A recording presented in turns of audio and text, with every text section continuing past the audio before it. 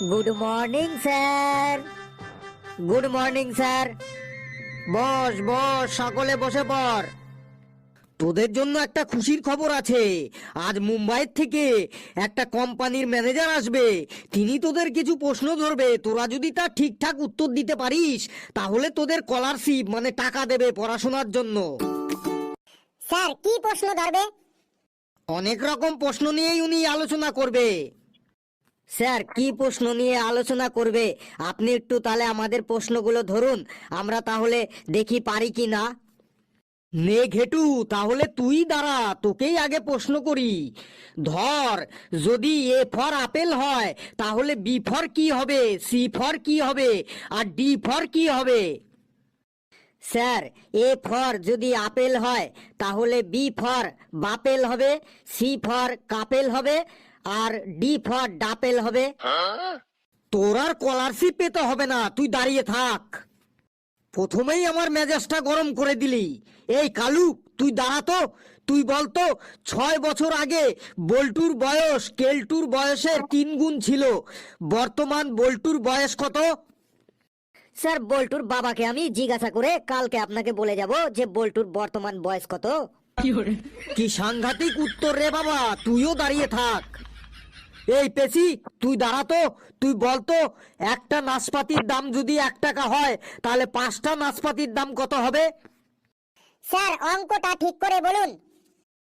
কেন, অঙ্ক তো ঠিকই আছে। স্যার এই বাজারে 1 টাকায় কোথাও নাশপাতি পাওয়া যাবে বলুন? স্যার আমি বসবো, আমার পাটা যেন কেমন ঝিনঝিন করছে। হ্যাঁ, তুই বসতে পারিস।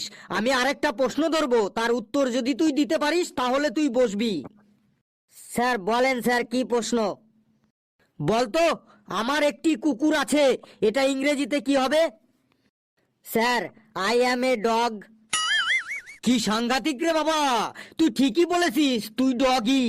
এই এই তুই বেঞ্চের উপর দাঁড়া তো। তুই বেঞ্চের উপর দাঁড়া, তোর পা ঝিনঝিন করুক যাই করুক, তুই বেঞ্চের উপর দাঁড়া। স্যার আমি বলবো আমার একটি কুকুর আছে, এটা ইংরেজিতে কি হবে? বল বাবা হাবলু, বল। I have a dog. Very good, very good. বস বাবা, বস। ফেলু বলতো, লোহা জলে ডুবে যায় কিন্তু লোহার জাহাজ জলে ডুবে না কেন? স্যার জাহাজে ড্রাইভার থাকে কিন্তু লোহাতে কোনো ড্রাইভার থাকে না, তাই লোহা জলে ডুবে কিন্তু লোহার জাহাজ কখনো জলে ডুবে না। আমার মাথাটা আর গরম করিস না, তুই দাঁড়িয়ে থাক।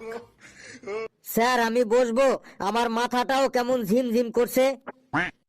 বেশ, তোকে আরেকটা প্রশ্ন ধরি, যদি উত্তর দিতে পারিস তাহলে বসবি।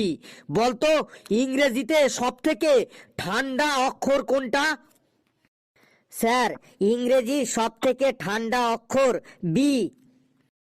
কেন বি কেন? এটা আমি একটা ফাটকা প্রশ্ন ধরেছিলাম, তুই তো ভালোই উত্তর দিলি। বি এসির মধ্যে থাকে তাই ঠান্ডা। বস। স্যার আমাকেও একটা ফাটকা প্রশ্ন ধরেন, আমি বসি। বেশ, বলতো, ধর তোদের ঘরে রাতে চোর ঢুকেছে আর চোরে চুরি করে সবকিছু নিয়ে যাচ্ছে, আর তখন তুই দেখে ফেলেছিস, তখন তুই কি করবি? স্যার তখন আমি চোরকে বলবো আমার স্কুল ব্যাগ ও আমার বইগুলো সব আপনি নিয়ে যান, না হলে কিন্তু আমি জোরে জোরে চিৎকার করব। তোর আর বসতে হবে না, তুই দাঁড়িয়েই থাক। এই তোরা কেউ কম্পিউটার জানিস? তোদের কারো কম্পিউটারের কোনো কোর্স করা আছে? স্যার আমার আছে। কম্পিউটারের কি কোর্স করেছিস বলতো? স্যার আমার কম্পিউটারের JKCC কোর্সটি করা আছে। JKCC আবার কি কোর্স রে বাবা? না জানি কম্পিউটারের কত কোর্স, কোনটা হবে কে জানে। JKCC মানে কি রে ফেলু? আমি যতদূর জানি তুই তো কোনোদিন কম্পিউটারে হাতই দিসনি রে, তাহলে JKCC এটা আবার কি রে? আরে ওটাই তো বললাম, JKCC মানেই তো হলো জীবনে কোনোদিনও কম্পিউটার ছুঁইনি। যেতে জীবনে, কেতে কোনোদিন, সিতে কম্পিউটার, আবার সিতে ছুঁইনি, মানে JKCC মানে জীবনে কোনোদিনও কম্পিউটার ছুঁইনি। বা রে ফেলু বা, তুই জীবনে কিছু করতে পারবি রে।